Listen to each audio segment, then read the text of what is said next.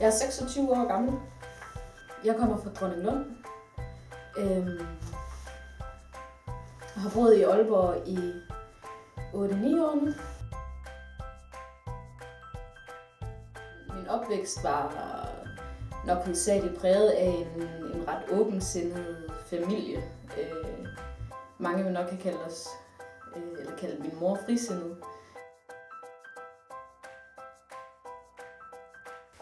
Det kan godt være svært at så skille sig så meget ud i sådan en lille by som Dronninglund. Det er ikke alle,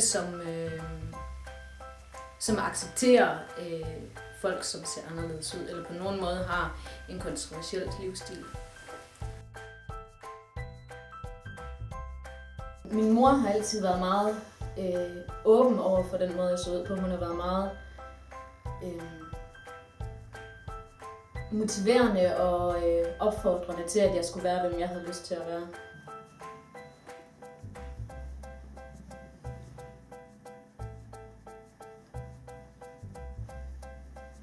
Min far, han har altid været åben over for den person, jeg vil være. Han har aldrig gået imod det, men jeg tror også, han har rystet lidt på hovedet af det nogle gange. Der har helt klart været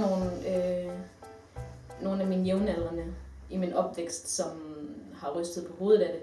Men jeg tror også, at jeg har fået, den måde, jeg så ud på, har været en form for icebreaker.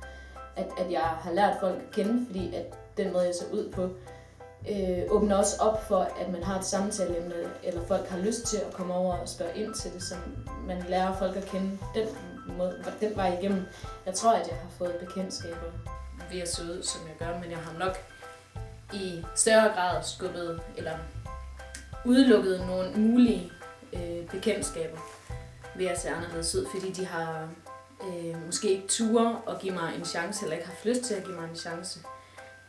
Og så har på forhånd antaget, at jeg var ikke en person, som de havde lyst til at begå sig med.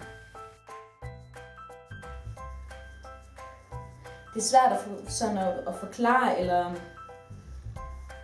definere baggrunden for, hvordan jeg så ud, som jeg gør, fordi det har aldrig været en beslutning, jeg sådan har sat mig ned og taget. Jeg har aldrig funderet specielt meget over, hvordan jeg vil se ud. Jeg har egentlig bare fulgt min intuition og har valgt de sammensætninger af farver og tøj, som jeg har haft lyst til. Selvfølgelig er jeg blevet inspireret af en masse forskellige stilarter og andre mennesker, som jeg har set på internettet, men det har aldrig været sådan et bevidst valg om, at sådan her vil jeg gerne se ud. Det er ligesom bare sket. Jamen, jeg tror helt klart, at globaliseringen, men også generelt det senmoderne samfund, har en stor betydning for, hvordan jeg er, og hvordan jeg ser ud, og hvordan jeg lever. Jeg ser absolut mig selv som et produkt af det senmoderne samfund.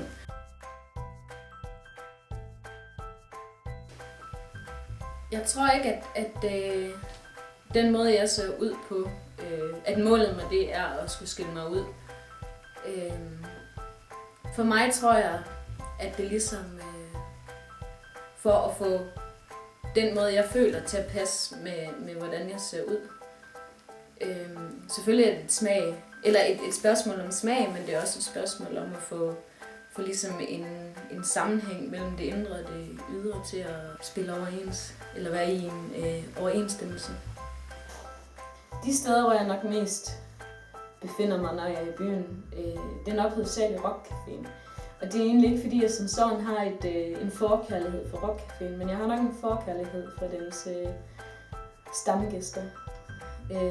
Jeg synes, der kommer rigtig mange rare, åbensindede og fantastisk sjove mennesker på rockcaféen. Så selvom at den musikgenre måske ikke lige er mig, eller at de ikke serverer så mange strawberry daiquiris, så synes jeg stadig, at det er en af de steder, der er rarest at være. Og så er der selvfølgelig sådan nogle steder som Tusindfryd, som jo altid har været kendt for deres mangfoldighed. Når man ser ud, som jeg gør, så må man måske også forvente, at nogle mennesker reagerer uhensigtsmæssigt. Jeg har oplevet tilråb og faktisk også i værste tilfælde trusler. Jeg tror, de værste ting, jeg har oplevet i Aalborg, udover sådan måske en reaktion på deres overraskelse at se mig, og så råber lidt højt på gaden, så tror jeg, det værste, jeg har oplevet, er folk, som har vist aggressiv adfærd, men jeg har aldrig været udsat for noget, der sådan har været direkte voldeligt eller på andre måder krænkende. Jeg ved ikke, om Aalborg er for lille til mig. Jeg synes, Aalborg har den rette størrelse til mig. Jeg synes, Aalborg accepterer den, jeg er, og der er plads til mig. Nu kommer jeg selvfølgelig fra en lille by i forvejen, hvor der ikke rigtig er noget accept, så der skal selvfølgelig ikke så meget til, før jeg opfatter accepten som at være stor i forhold til, hvad jeg er vant til. Men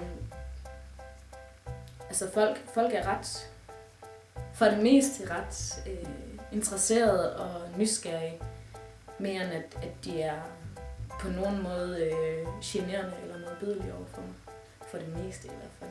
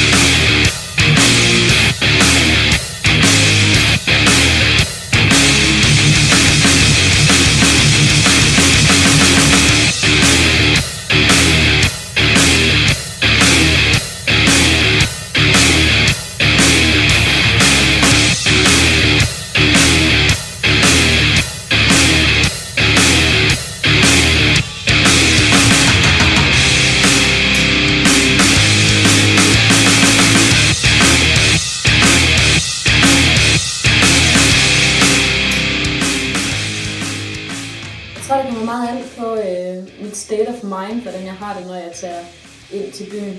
Det er aldrig noget problem for mig. Jeg er aldrig nervøs, hvis jeg er sammen med andre, men hvis jeg skal gå alene, kan jeg godt blive nervøs eller utryg ved at skal tage bussen om aftenen. Man ved ikke, hvem man møder, man ved ikke, hvordan at de vil møde mig.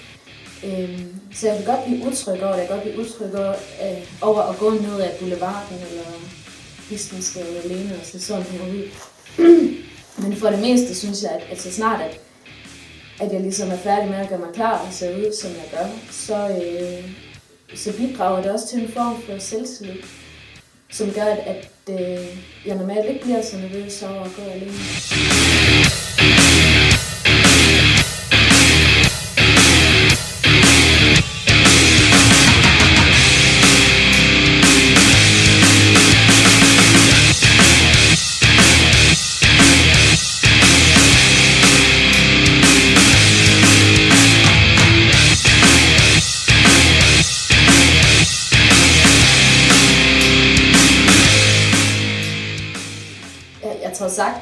jeg tror ikke, det er umuligt, at der er nogle af mine veninder, som føler, at de måske kommer lidt i baggrunden.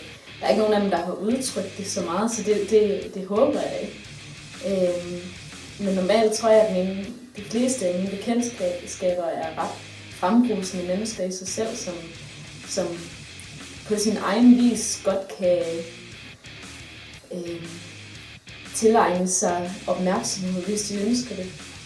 Selvom de måske ikke ser lige så vilde ud, som jeg gør, så er det måske mere i deres personlighed.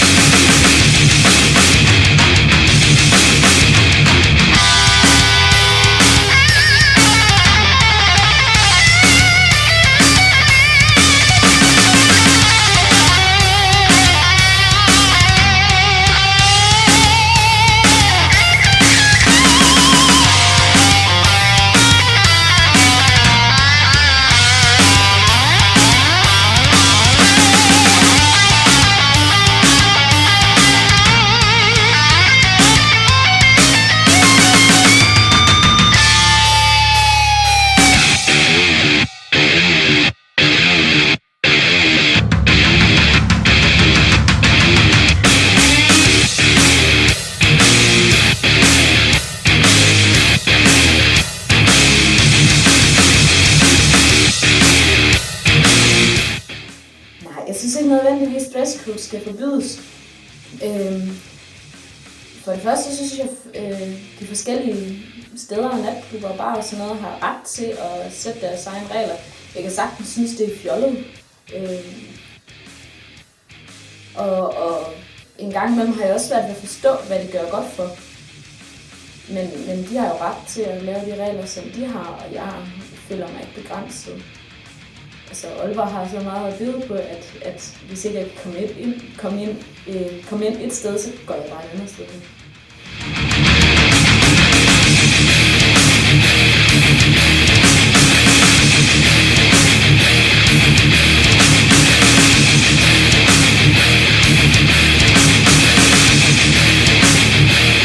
Hvis der er nogen her i Aalborg, som kunne tænke sig at skille sig ud eller finde inspiration i, hvordan jeg ser ud eller hvordan jeg lever, så tror jeg, det bedste råd, jeg kan give dem, det er at fokusere på det positive. Og have nok selvværd og selvtillid til at være den, man har lyst til at være. Fordi hvis man har det, så betyder det heller ikke så meget, hvad andre mennesker synes, om det er så positivt eller negativt. Men hvis man finder den accept og respekt i sig selv, så er det ikke vigtigt, om man får den fra andre. Altså som menneske, så er det jo altid på en vis grad relevant. Man kan aldrig nogensinde frasige sig andre folks meninger. Det vil altid påvirke en på en eller anden måde. Men jeg tror godt, det kan være muligt at finde så meget glæde i sig selv og hvem man er, at man kan skubbe andres holdninger og men i baggrunden.